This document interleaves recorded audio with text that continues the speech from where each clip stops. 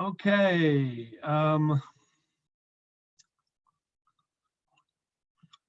First, let's look at the game results.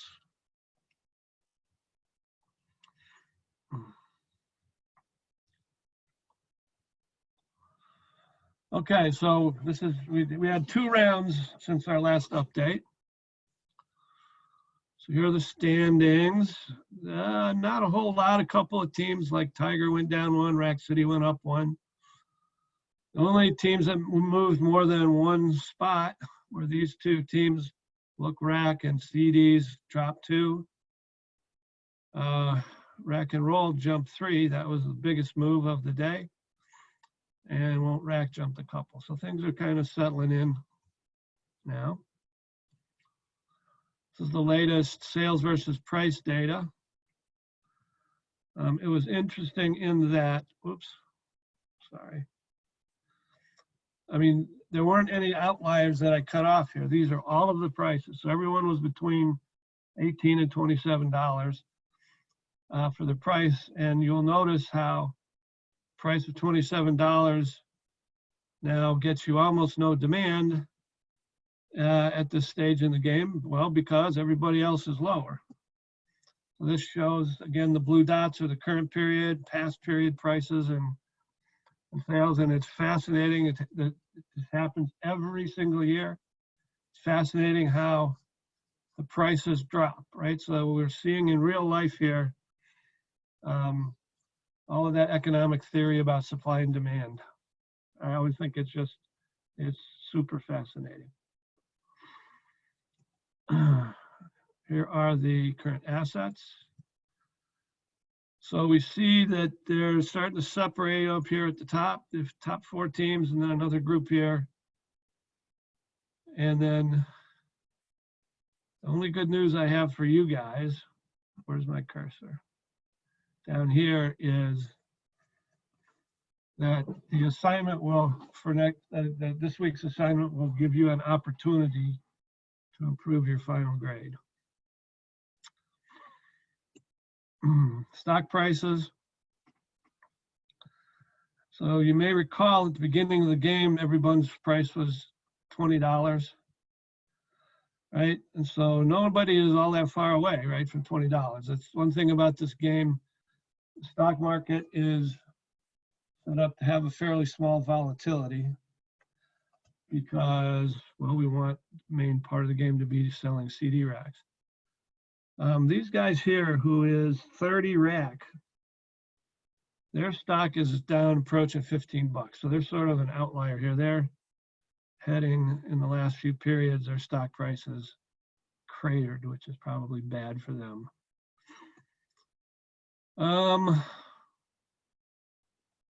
Is that it?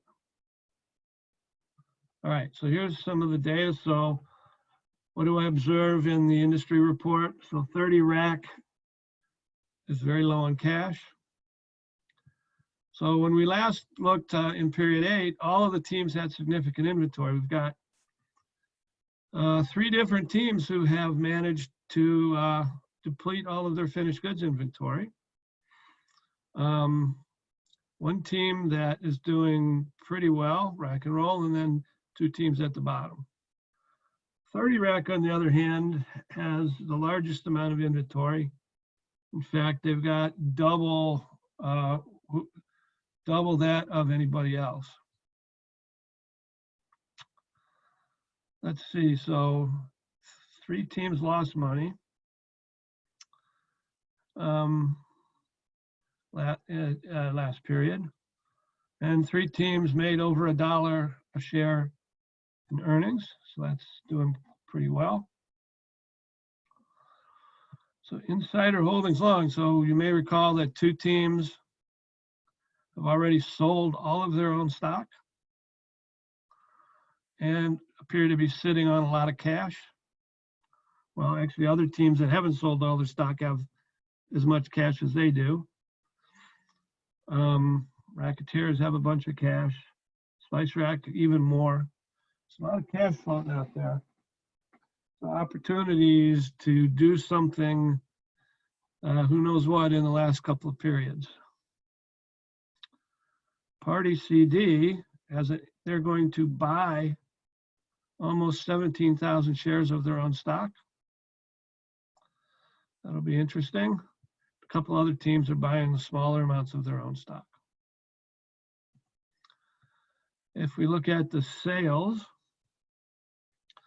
the darkest green, so we've got Rack City, Tiger, won't rack down, all sold roughly 16,000 units.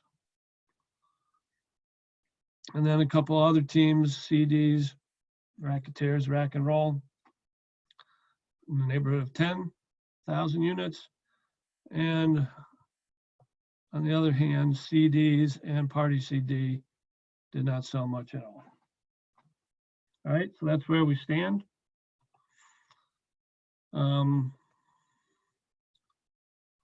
Going into the last two rounds. Just a reminder, you will have to turn in period 11 decisions by Monday. You may want to work on that this week while you're all here before you head home.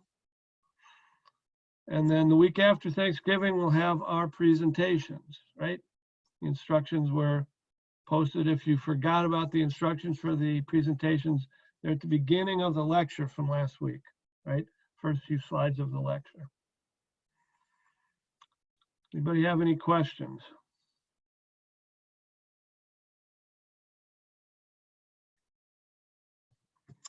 Okay, hearing none.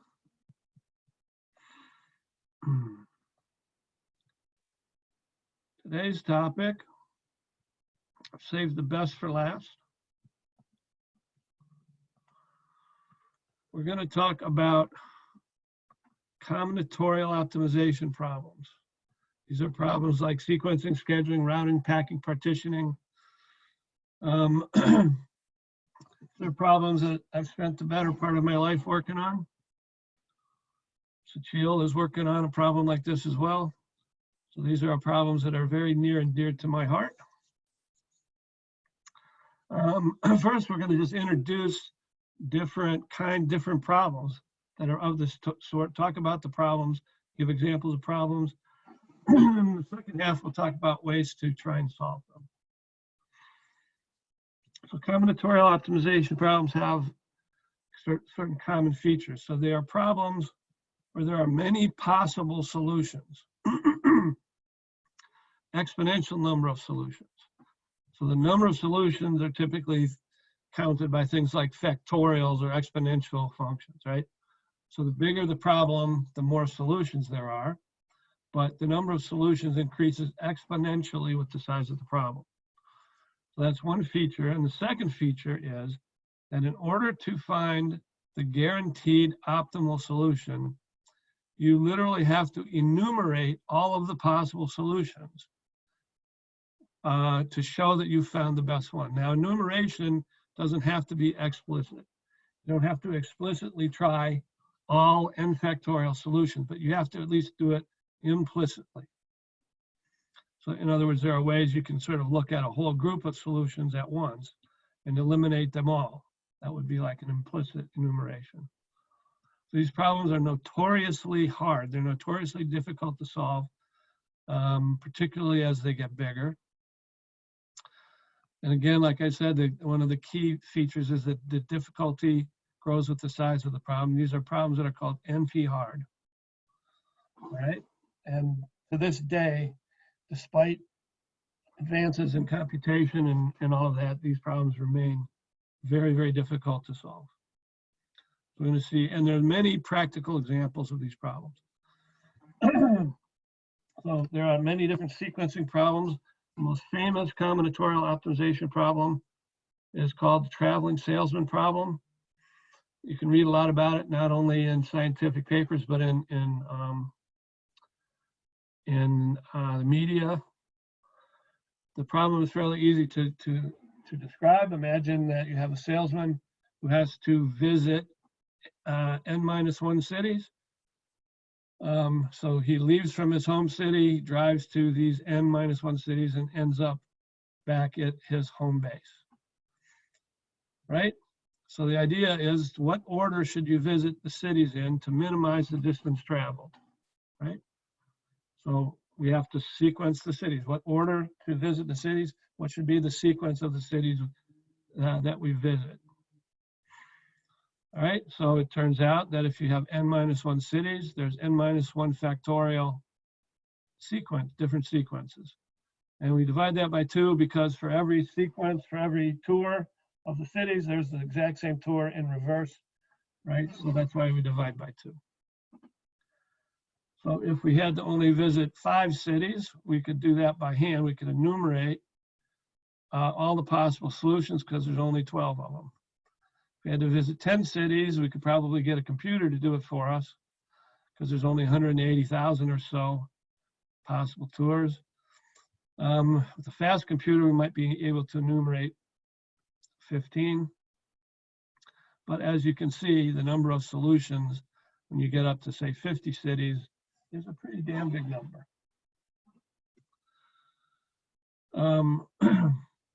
So this problem has been extremely well studied.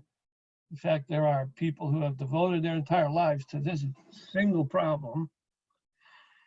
They've invented very, very many very fancy mathematical tricks to basically implicitly enumerate all of the solutions. And when I was your age, using all of these mathematical tricks plus the fastest computers available at the time, the biggest problem that had ever been solved was 100 cities. And the largest problem today, this actually is not today because this result is about 10 years old. This is, they solved the problem. They took all 25,000 cities and towns in Sweden and found the optimal tour to visit all 25,000 cities.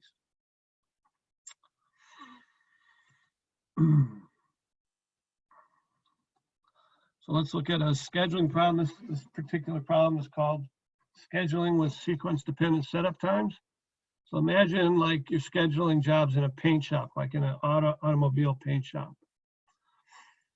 And you want to schedule this, you want to sequence the jobs, you want to order the jobs to minimize the total amount of time it takes to paint all N cars.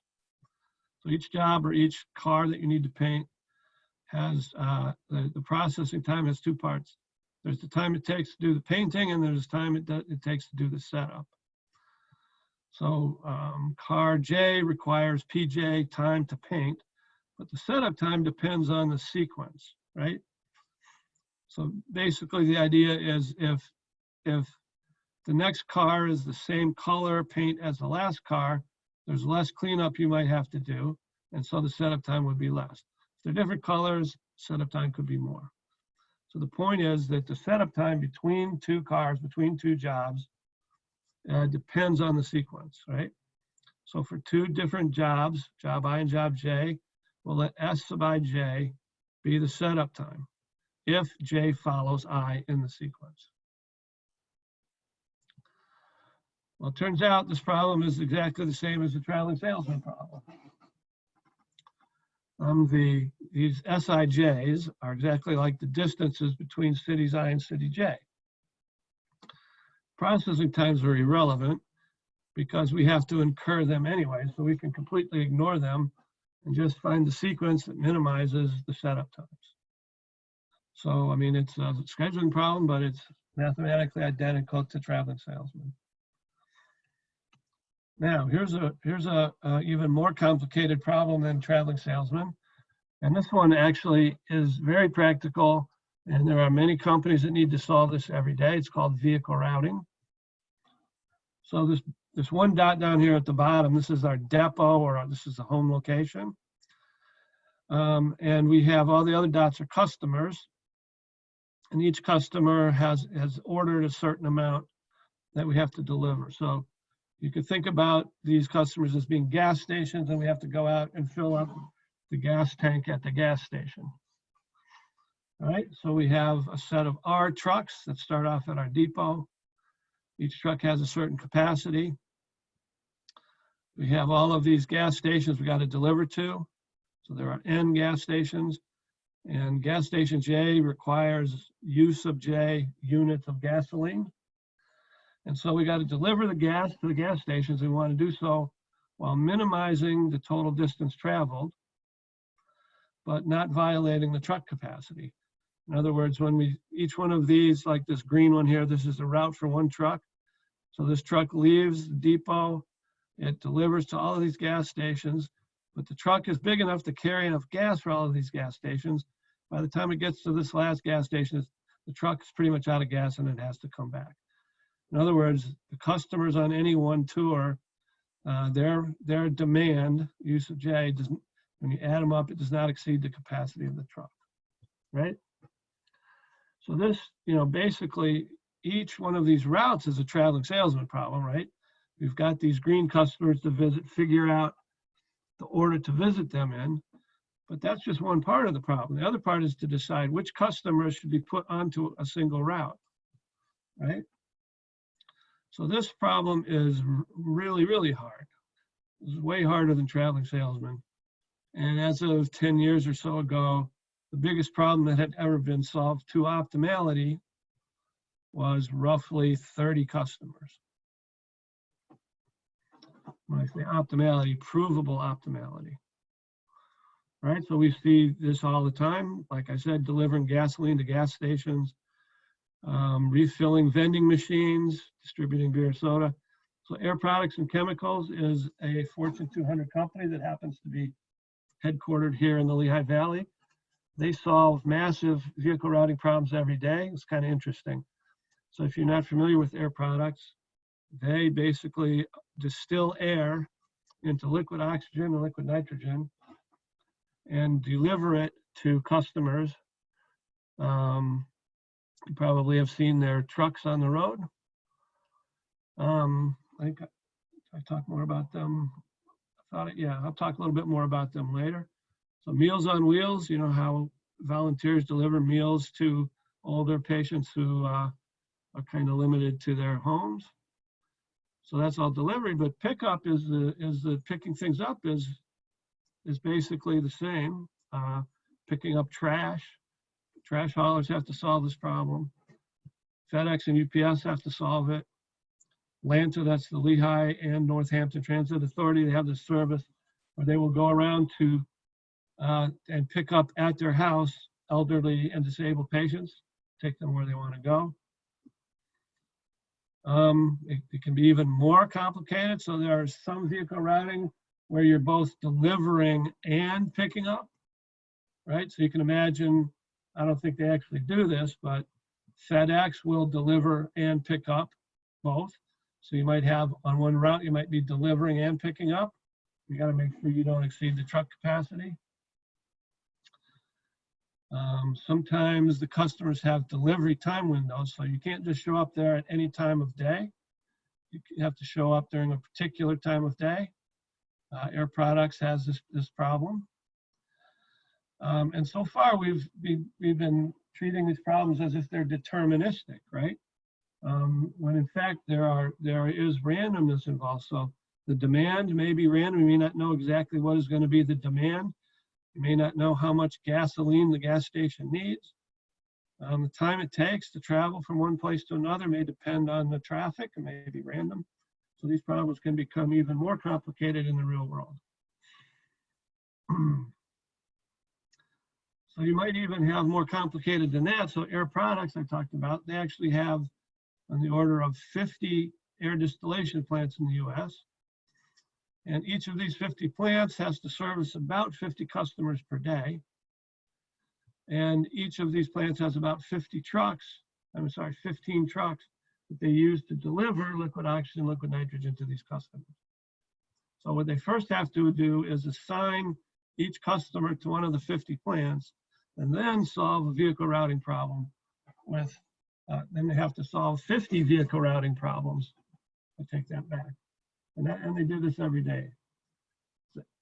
Air Products is also interesting because if you look at the breakdown of their costs, the cost for Air Products to deliver their product, they have two costs. They have electricity that they use to power their air distillation columns and convert air into liquid nitrogen, liquid oxygen. And then they have these truck deliveries. And about half of their cost is electricity, half of their cost is delivery. So if they can find more efficient ways to deliver, it is going to save them a ton of money. All right, so let's look at some different problems. The first one is called flow shop scheduling. So you have N jobs, and each of these jobs has to be processed on each of M machines.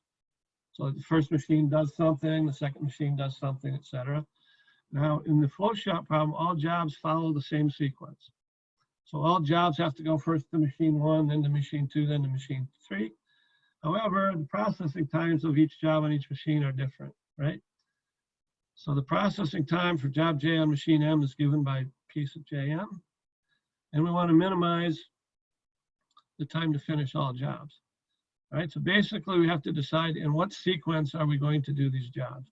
So I just want to show you what one schedule looks like. All right, kind of looks like this. All right, oops.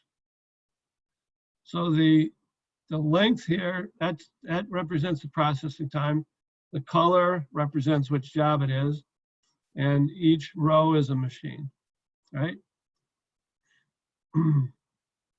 So for example, let's look at the red job. So we're going to schedule the red job first. That's first in the sequence.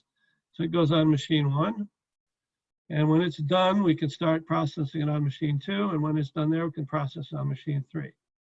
Now the green job, that's our second job. So we can start processing here as soon as job 1, the red job is done. And then it can start processing on machine 2 here. And it gets done, but now it's got to wait until the red job finishes to start on job 3, on machine 3, right? So you see we get these periods of idle time in here. And you know, if you were to change the sequence around, the idle times would be different. So the question is, what is the best, what sequence will minimize the total amount of time it takes to complete all the jobs? That would be called the make span. If this is time 0 here on the left, then the time the last job is completed is called the make span of the flow shop schedule.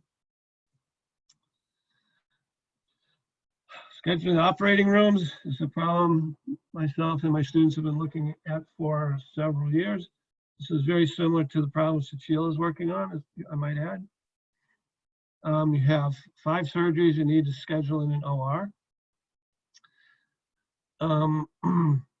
And what makes it complicated is that the time each surgery will take is really a random variable. You don't know what it's going to be exactly, you just know what its distribution is.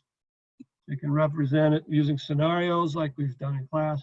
So here are, for example, 15 scenarios of how long each of the 5 surgeries might take.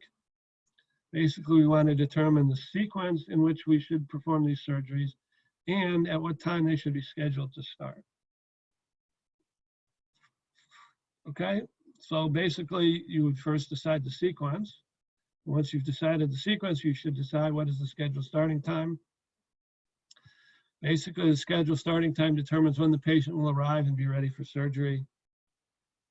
I don't want to get into all this. But basically, what you're trying to do is you don't want to have a lot of idle time in the operating room, but you don't want the patients to wait a long time either. And so you're trying to minimize some combination of patient waiting time and operating room idle time. Job shop scheduling is very similar to flow shop scheduling, except now the jobs don't all follow the same sequence on the machines.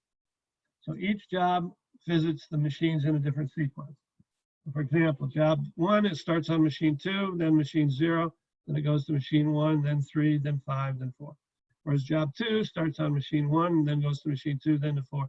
So each job has a different sequence of machines. And so this is what a job shop scheduling solution might look like. Again, this is not the optimal solution. This is just one possible solution, one possible schedule, right? So they're basically the same rules apply. We decided to start the red job on machine 2 to start. Once it's done, it can go up to its next machine here, which is machine 0. And then when it's done here, it has to go down to machine 1, but it's got to wait for the yellow job, so it can't start until here. And basically, that's how job shop scheduling works. This is the first problem I worked on when I was at Lehigh. Came up with some pretty good algorithms for solving job shop scheduling. So again, this is not the optimal solution. In fact, pretty darn hard to know if you have an optimal solution. All right, so this is one of my favorite problems because it's probably the most simple, the most basic. It's called the assignment problem. It is, or it's a partitioning, I'm sorry. It's called number partitioning. And it's an example of a partitioning or an assignment problem. It's really simple. You get a list of numbers. So here in the first row, that's our list of numbers. We want to divide these numbers into two groups, the first group and the second group, in such a way that the sum of the two groups is as close as possible. So in this case, the sum of each group is 650. So that's a perfect partition, right? We managed to evenly divide up these numbers into two groups. All right, so that's number partitioning. Another example of a problem that's closely related to this is called rotor blade balancing. If you've ever seen a turbine, basically you have a bunch of fan blades in a circle. And the blades are located, they're equally spaced around this circle. The blades are very similar. You try and manufacture them so that they're exactly the same, but that's impossible. So each of the blades, they don't all weigh the same amount. There's slight differences in their weight.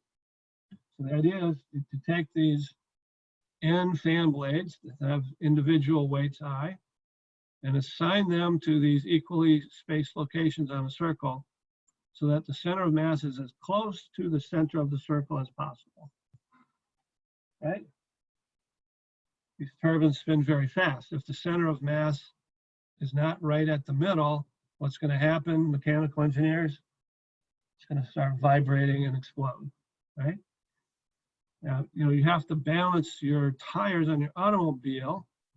And the way they typically do that is they'll do some tests and then attach a lead weight at the right place on your tire. Well, you can't do that trick with a turbine engine because, well, it spins way too fast.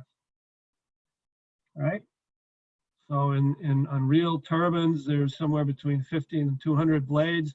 You have to assign these to the proper location around the circle so that you get the center of mass right in the middle. So another problem that I have worked on myself. It's pretty interesting. So parallel machine scheduling. So remember this problem here. Suppose each of these numbers represented a job or the time it takes to process a job. And we had two machines to process these jobs on. Then what we'd want to do is divide them up evenly so that, the time it takes to finish all the jobs would be minimized. And the way to minimize it would be to divide the jobs up as evenly as possible. So in this example, we can finish all the jobs in 650 time units. So parallel machine scheduling is just like this, except instead of two machines, we can have more than two machines. All right, so we have to divide up the N jobs into however many groups, however many machines we have, M machines, M groups, trying to minimize the total time it takes to complete all the jobs.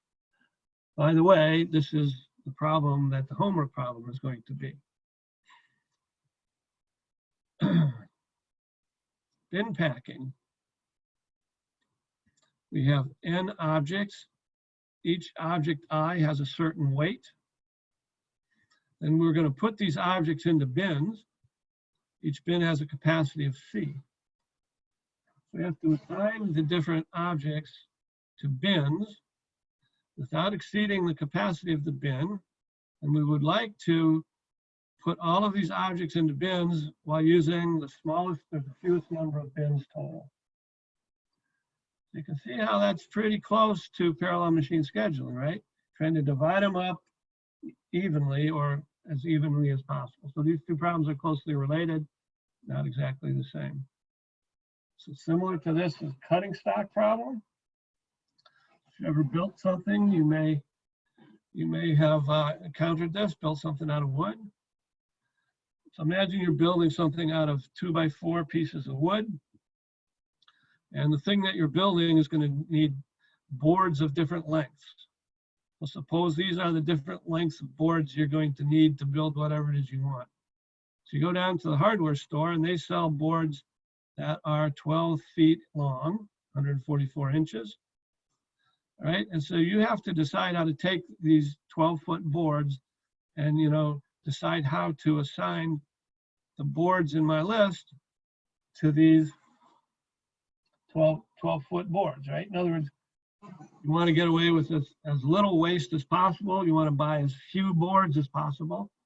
How do you assign these different boards in this list to groups that are 12 feet or less? Right? So that's exactly the same as this bin packing problem. All right, so here we're cutting up one-dimensional things. Another example can be two-dimensional things. So Bethlehem Steel used to spend a lot of time solving this problem. So you're making sheets of steel, and you get orders from customers. The orders say, give me a sheet of steel that's the rectangular shape of this particular dimension, right? So each of these colored rectangles represents an order for a sheet of steel or a plate of steel. And then what you make in your steel mill is a bigger sheet that's represented by this outside sheet, right? So the idea is to pack in these rectangles and cut them out of the bigger sheet while wasting as little steel as possible. All right, so this is called two-dimensional cutting stock. You see it in steel, you see it in textiles. Textiles can be even more interesting because they're not simple rectangles anymore, right? You got to cut the pieces you need to make clothes out of a roll of fabric. You can have three-dimensional cutting stock problems. Example is trying to load airplanes with stuff. And another one, this is another problem. So this is a picture of an integrated circuit. It's really hard to see, but located on this integrated circuit are tens or hundreds of thousands of individual devices that you have to locate on the integrated circuit. I'm not talking about designing the circuitry itself, the electronic function, but actually locating the devices on the integrated circuit is a problem called VLSI layout. That's another problem I worked on, I don't know, 15, 20 years ago. All right, so that's just a bunch of examples of interesting, at least for me, combinatorial optimization problems. Now, let's talk about solving these problems exactly. And by exactly, I mean finding a provably optimal solution. Probably the best way to do this is there's usually a way you can formulate the problems as an integer programming problem. All right, but even with powerful solvers, formulating them as integer programming problems will only work on small problems. When the problems get bigger, you're going to crash and burn, right? So as the size increases, basically what happens is you hit the wall, that's what I call it, or you crash and burn. So again, I'll mention again that these problems all have the property that as the size of the problem gets bigger, the time it requires to solve them increases exponentially. And so why do we call it hit the wall? So just to show you, this is a plot of e to the power x versus x for x from 1 to 100. All right, so that's what an exponential function looks like in a sort of a macro scale, right? So you're solving traveling salesman problems, and this is exactly what happens, right? You put in a problem of size 10, it solves really fast. 20 solves fast, 40 fast, 60 solves really fast, 80 solves really fast, 100. It goes away and never comes home, right? So the idea is that when you're solving these problems, as you increase the size of the problem, you hit the wall just like this. And basically, once you can't solve anything bigger than that. Okay, so I wanted to show a few examples now, and these might be relevant to you because they apply to the homework. So I'm going to focus here on number partitioning, so dividing numbers into two equal sets or balanced sets. So here are my numbers that I'm going to divide up, okay? There's 25 of them. Just for the heck of it, the sum of all of the numbers is 972. Professor Stir, we can't see your screen. Thank you. Yeah, I forgot. Darn it. My bad.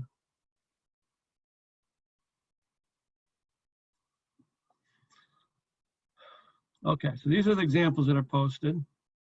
This is an example of a number partitioning problem. In column A, I've got a list of numbers. There's 25 of them.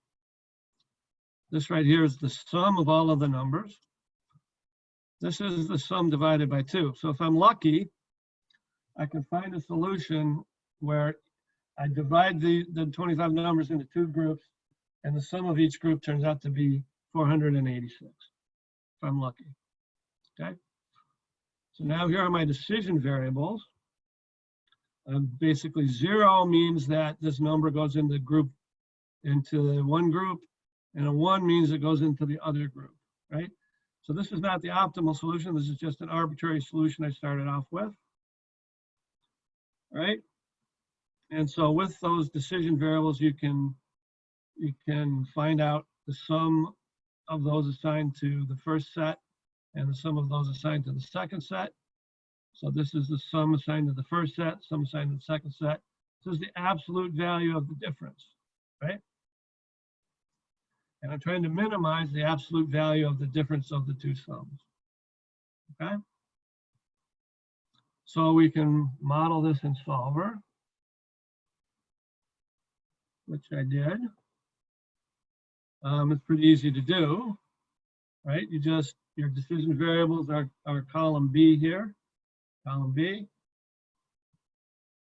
Our objective is the absolute difference, and the only constraint is that the decision variables are binary 0, 1. Now the problem is, because our objective function uses an absolute value function, it is nonlinear. So we have to use nonlinear. So let's see how Solver works on this one.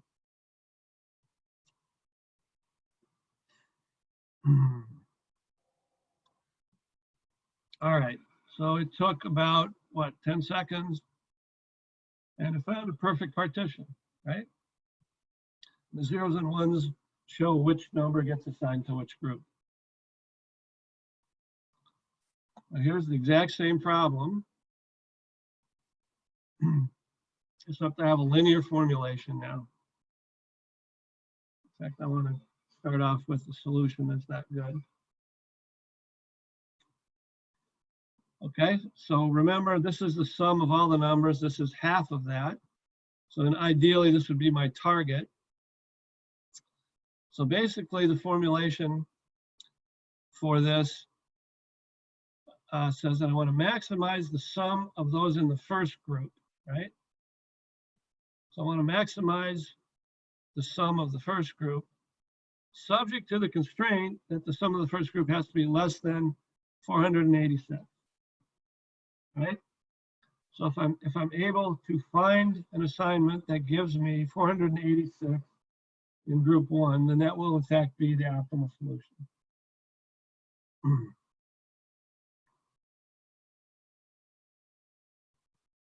So formulation is not much more complicated. I just have to have the constraint that the sum of the first group has to be less than 486. All right, and then let's see how long this one takes to solve. Done, right? So from 15 down to almost 0. All right, now remember, this was the first problem we solved our nonlinear formulation. This is a very similar problem. 25 numbers to partition. The only difference is these are 6-digit numbers instead of 2-digit numbers. Right? That shouldn't be a problem, should it? So the only difference is the numbers I'm trying to divide up, right? Just to be clear. All right, so same formulation. Solve. Now we could sit here for a really long time, but I can tell you it's not going to solve. I've waited for like half an hour. It's not going to give us anything. So isn't that amazing? All I did was change the number of digits. Now it becomes really difficult to solve. So one of the lessons here, when we talk about the size of the problem, that say that these problems get harder as the size increases, it's not just, oops, I hit my time limit. Okay, I'm going to stop because I know it doesn't solve. All right, so not only does it depend on how many numbers I'm dividing up, it also depends on the number of digits. That's part of what determines the size of the problem. All right, so now I took my better formulation, my linear formulation, for this same 6-digit problem. And now we can see if this one works. And I can tell you that it's going to take about a minute to solve, but in a minute, it should be able to solve the problem. So we're going to wait.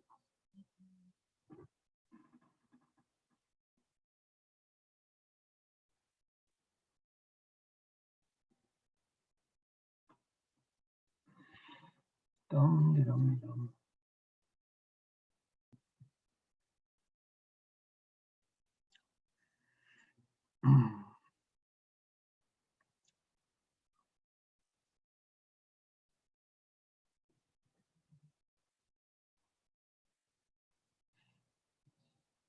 A minute seems like a long time when you're just sitting around, doesn't it?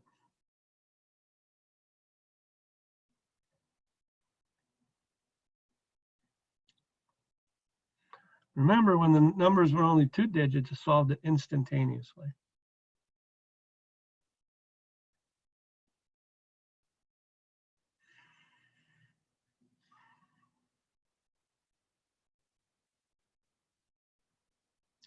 Come on.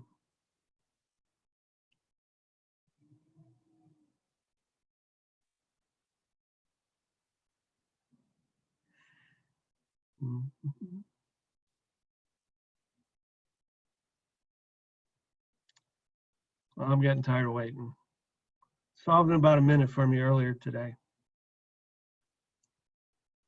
That's annoying.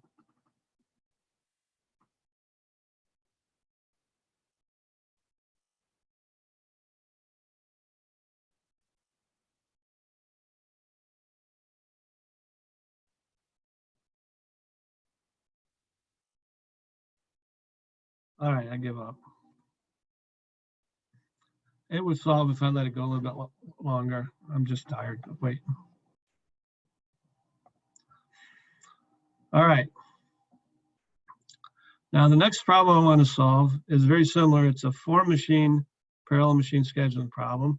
So basically we have our set of numbers that represent processing time, except now I got to divide them up into 4 groups, right? Ideally that the 4 groups are all, the sums are all the same in an ideal world. So now I have to have 4 sets of decision variables, right? So 0 means it's not assigned to machine 1. A 1 means it is assigned to machine 1. That's this column. This determines if it's assigned to machine 2 or not. This determines if it's assigned to machine 3 or not. And this decides if it's assigned to machine 4 or not. All right? So we have the constraints, basically, that there has to be, that the sum of each row has to be 1, and that these are binary variables. All right? So that's one constraint. And basically what I have up here is these are the sums of each of the 4 machines, or each of the 4 sets of jobs that I've assigned. And what I want to do is and I pick the maximum of those 4. I want to minimize the maximum of these 4. All right. So again, I have a nonlinear problem because the max function right here is nonlinear. Right? And I'm not going to bother even trying to solve this because I know it's not going to work. Right? It will not work. So another approach here, same basic setup, same decision variables, etc. But now what I'm going to do is I'm going to impose a constraint. So I know that if I take the total of all the jobs and divide by 4, 243 is my target, right? I can get each of the 4 groups to add up to 243. I've got a perfect balanced partition. So I'm going to set a limit here, say 255. And my formulation is going to say that the sum of each set has to be less than or equal to 255. Right? So now I have linear constraints. Okay? So my solver problem looks like this.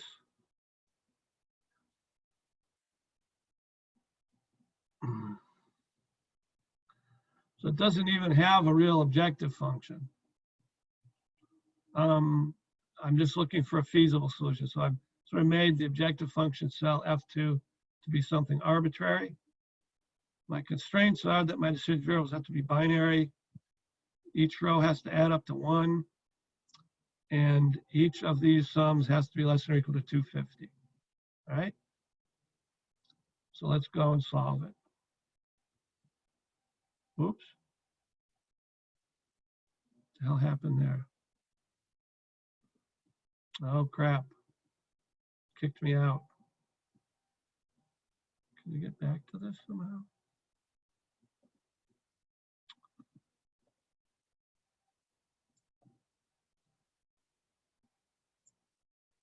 What did I do wrong here? Oh, I know.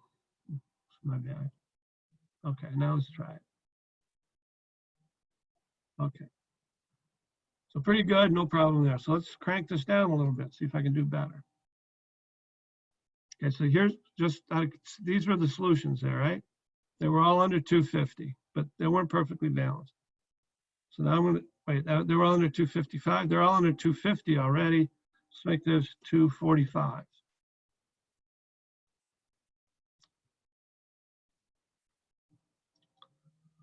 Remember, the best I can do is 243. Okay, not bad. I got to 245, right? I'm very close to the best I can do, 243. Let's make it 244.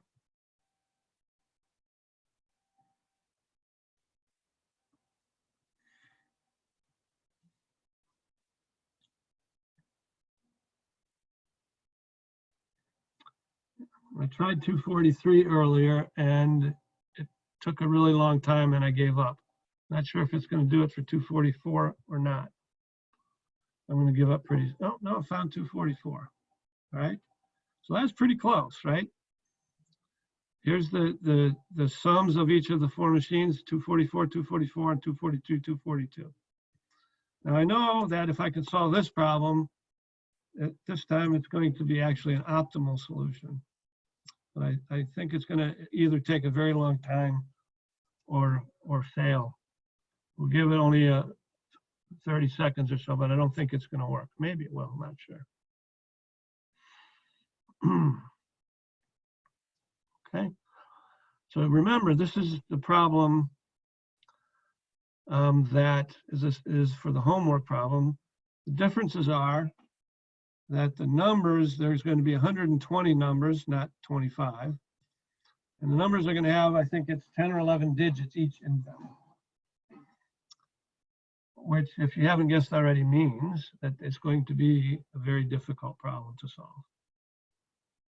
But technically, it's the same as this one. All right, so I'm going to give up. At least I got close to an optimal solution, right? 244, 244, 242, 242. Pretty good. So I give up. Okay.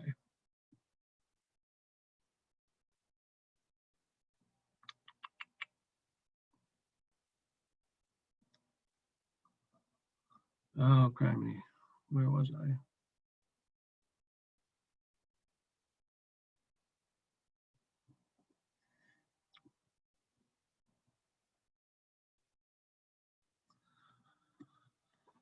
Okay. So that was using, we just kind of showed examples of using optimization to solve these. But what typically ends up happening is you have to develop what's called a heuristic. So it's combinatorial optimization problem heuristic. So the idea of a heuristic, just a method that you make up that will hopefully find a good solution, right? It may not find the optimal solution. In fact, there's a really good chance it won't find the optimal solution.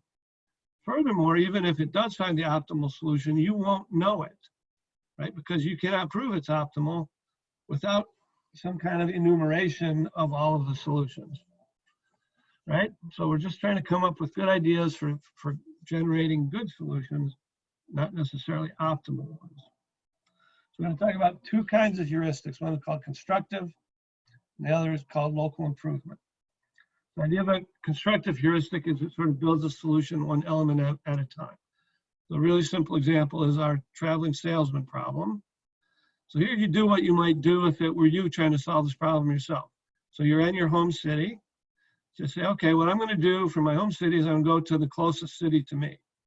So you go to the closest city to you, and from there, you go to the next closest city that you haven't already visited. And once you've gone to all of the cities, then you just return back to your home. Right? So here the red is our home location. So we go to the nearest city. Now we go to the next nearest city we haven't visited yet. The next nearest we haven't visited. Next nearest, next nearest, next nearest, next nearest. Then we go back home. Right? So we have constructed a solution to the traveling salesman problem. Is that the best solution? Is that the shortest route? I'm pretty sure it isn't, right? But it's not awful either, okay? How about number partitioning? There's a few different ways we can solve number partitioning, heuristics, if you will. So I want to go back to the examples.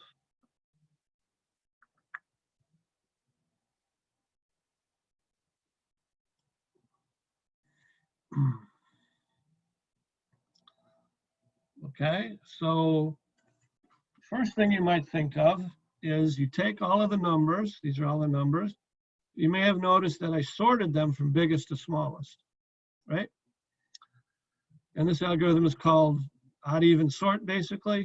So you put the biggest one in the first group, second biggest one in the second group, the third biggest in the first group, the fourth biggest in the second group. You just alternate, right? Back and forth. All right, so that gives us those assignments, these sums, and then the absolute difference between these sums is 390,000. Okay. Now, not too different, but better, simple heuristic. It's called first fit decreasing. So basically the way this works is we take the first two numbers, the two biggest numbers. Again, we've sorted from biggest to smallest, put the biggest in set 1, second biggest in set 2, and then we keep track of what are the sums. So we've assigned, as we're building these in order, basically. We've assigned those two numbers, and the cumulative sum is that. So what we do is we take the next biggest one, right? So we've assigned these numbers. So we take the next biggest one and assign it to whichever group has the smallest sum. So we look over here, we see that group 2 has the smallest sum. So we assign the third one to the set 2. And now this is the sum of the second group, right? So now the two sums are 938,000 and 1.7 million. We take the next one and assign it to the group with the smallest sum, which is set 1. And now the cumulative sums are these. right?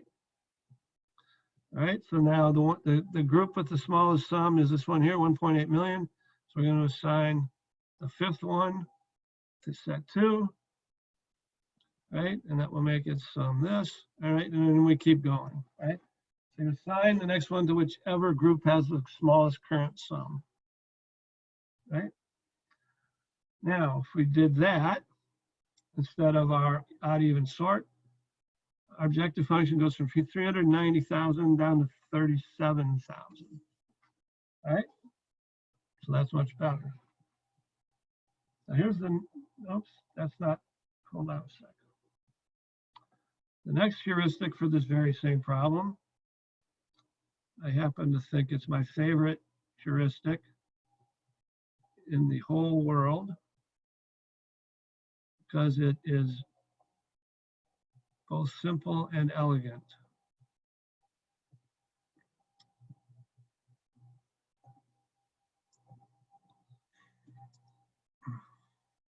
It's called the Karp differencing algorithm. Here's how it works. You write all the numbers down. So these are all the numbers we're going to partition, and you put each one on a node, right? I don't know why this arc is here. Ignore this arc down here, right? Imagine that this arc doesn't exist. So you take the two biggest nodes. So the two biggest nodes are 25 and 24. You join them with an arc. Then you relabel them. So the smaller number, which is 24, you just get rid of that node. And you relabel the larger node, which is 25, with the difference between the two. So we're going to relabel this 25 to be 1, all right? So if you think about what we're doing, what this means is we put those two numbers in different partitions. And the arc between them indicates that they're in different partitions. And we now have an imbalance between the two partitions of 1 unit, right? And then we continue to do the next, we do the same thing. So the next two biggest nodes now are 21 and 22. Join them with an arc, relabel. And you keep going, and eventually what you end up with is a tree structure like this, all right? And then the arcs indicate which of the two groups each node is in, right? So you do what's called two-color the graph, and it's really easy to two-color a tree. So this 12, if the 12 is in group 1, that means that 11 must be in group 2, which means this one must be in group 1, which means that this one, and this one must be in group 2. So you basically go through and two-color the tree, and the pink are in one group and the white are in another group. That is the Karp differencing heuristic. This one is kind of not easy to do in Excel. I did it in Excel. It's kind of cumbersome. But basically, each time you take a problem of n nodes, you get rid of one of the nodes and you're down to a problem on n-1 nodes and then n-2 nodes. Eventually, you end up at the end with a solution. And it turns out that for the same problem, remember before we found 390,000, 37,000, and it turns out that for the Karp heuristic, I got here, we end up with a difference of 932, right?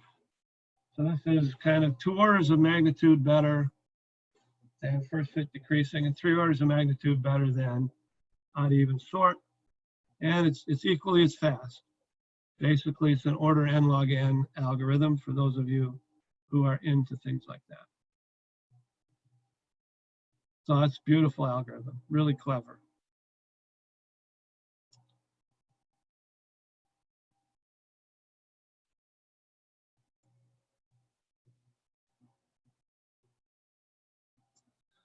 Okay. So those were constructive heuristics. Notice how we went through, basically constructed an algorithm sort of one element at a time. The second kind of heuristics are called local improvement heuristics. That's where you start with the solution and you try and make it a better solution. In essence, we are going to define a neighborhood of solutions. You're going to try all of the neighboring solutions. Whichever of those neighboring solutions is best, you move to it or you keep it, and then you look around its neighborhood. So basically, you look at a neighborhood of solutions, find the best one, you go to it. You look in its neighborhood, find the best one, you go to it, and you keep going.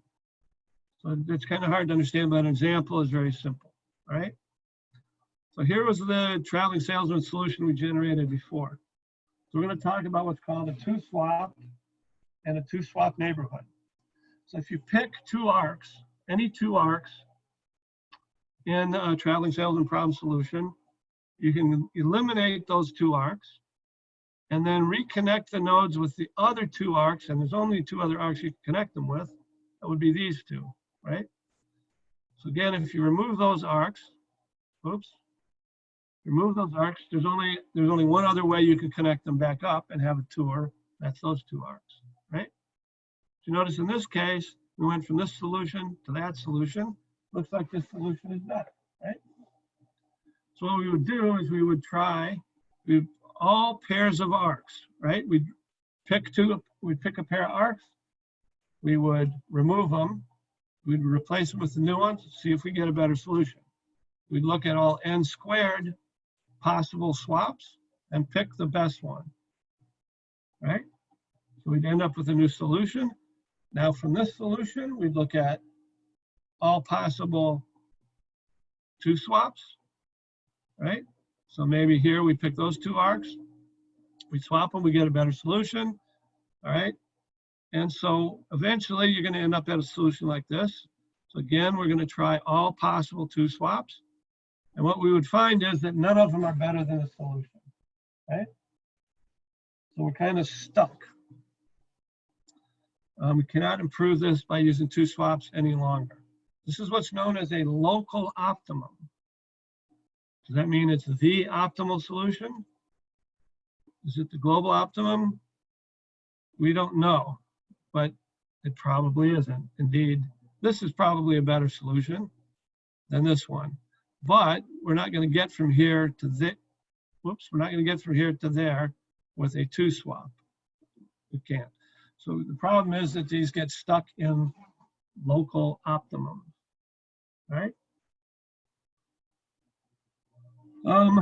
Now we can get a little fancier. So we talked about constructive heuristics. You can throw more computing power at them by putting some randomization in. So remember the nearest neighbor, where you go to the nearest city? So here's what we're going to do. We start the home base. We're going to pick which city to go to next. But we're going to do it randomly, or probabilistically, I should probably say. We're going to go to the nearest unvisited city with probability 0.7, but we might go to the second nearest city with probability 0.7 squared, the third nearest with probability 0.7 cubed, etc. Right?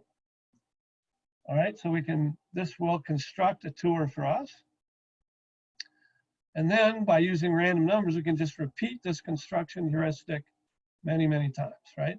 Construct many different solutions and pick the best one, right? So basically we're taking a constructive heuristic, throwing a little randomization in, and then just throwing computing power at it and cranking out as many solutions as we can. You could kind of do the same thing slightly differently. You could add small perturbations to each of the distance measures. So when you do the traveling salesman, you're going to have the distance from each city to each other city in a matrix, just like we do in the game. So you could take the matrix of distances, add small perturbations to each distance, and then run the nearest neighbor heuristic, except use the perturbed distances to pick the next city rather than the real distances, right? Now, once you have the tour, to evaluate the length of the tour, you would use the real distances, not the perturbed distances. All right, again, you could generate a whole bunch of solutions. All right, so you can kind of do the same thing with improvement heuristics. Remember, the problem is that we get stuck in a local optimum, right? There are no better solutions we can get to by swapping two arcs, so we're stuck. So you can put some randomization into improving heuristics by not always taking the most improving solution, right? So we look at all the neighboring solutions and typically we pick the best one. And now what we're going to do is we're going to pick either the best one or the next best one or the next best one probabilistically, right? So early on, basically all neighbors are picked with equally likely probability. And as the algorithm proceeds, you bias the probability to picking the better solutions more and more and more. This algorithm is called simulated annealing. And it's basically, I don't want to get into too much depth because I've already taken a lot of time. But it's a way of basically escaping local minima. There's another way, another kind of randomized improvement here, called taboo search, that I'm going to skip as well.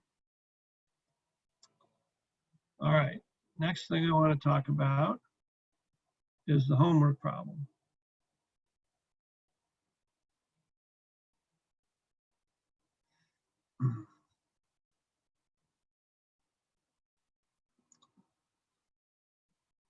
Okay.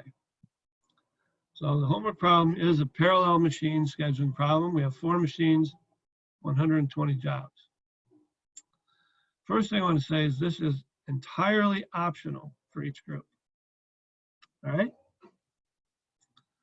If your group decides to enter into this competition, whichever team is able to provide the best solution to the problem will have their final grade raised by 1 step. By 1 step, I mean a B+ will become an A-, B will become a B+, etc. Now, if you are already going to get an A, then you can't raise above an A, so this will not be of any use to you, all right?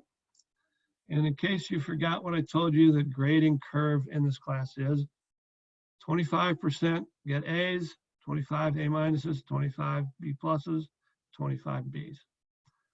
So if you are not Spice Rack or Rack City, you may want to consider doing this, all right? So you can use any means available to you to provide a solution to this problem, as long as it's original. In other words, you don't steal somebody else's code or anything like that. If you write code to solve it, I expect to see your code. And I also expect a small write-up about what was the technique you used to answer the problem, to answer the question. I also posted this thing here. Professor Storr. I know what, yeah. What were the 2 team names you just said? I can't remember. 30 Rock. What do you mean? Why do you ask? No, you were saying about like this assignment. My team wasn't sure if you said her name or not. I don't remember if I said your name or not. Basically, I said if you're already destined for an A in this class, doing this assignment will not benefit you because I'm going to raise your grade one step, right? If you're already getting an A, I can't raise it above an A. But if you're destined for a B+, this could raise your grade to an A-. All right? Yep, makes sense. Okay, so this looks just like the example we saw before, except there are 120 jobs listed here. And they all have way more digits. They have 9 or 10 digits, most have 10 digits, all right? So in here, I just put in an arbitrary solution, right? I just assign 1, 2, 3, 4. Oops, I didn't even do that right. Because I have 2 1s in this row, damn it. So I screwed that one up. At any rate, this is where the solutions go. All right. And then the total on each machine is given here. This is the maximum of those four, the minimum of those four, and this is the difference between them, right? So basically what you're going to provide Sachil are 4 columns. Each column will have zeros and ones in it. There will be 120 rows, and each row will have exactly 1 1 and 3 zeros in it, unlike my stupid solution here where I screwed it up, right? In other words, this will assign each job to one of the machines. So in this solution, this job gets assigned to machine 1, this job gets assigned to machine 2, etc. All right?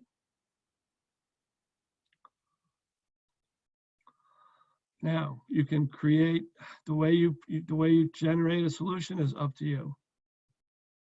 You may want to do one of the ideas I suggested in the lecture, write a program to do it. You can try mucking around with Excel, because I certainly posted examples of attempts to solve this problem in Excel. Anything you can think of to solve this problem, it's up to you. But you will have to explain what you did and provide any code that you used. And again, it is optional. Can you see my Excel sheet? Maybe, I'm sure you would have warned me, right, Sachil? Okay, so for you ISE and CS nerds, this should be really good. Professor Starr, I have a question.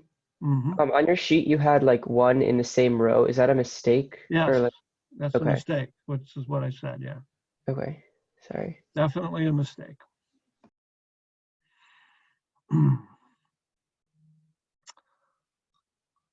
All right, so it's due 2 weeks from today. Sachil and I will not help you, nor should you go get help from anybody else that's not in your group. And you don't have to do it if you don't want to. All right, 2 weeks from today, final presentations from last place to first place. And decisions turned in by this coming Monday and the following Monday.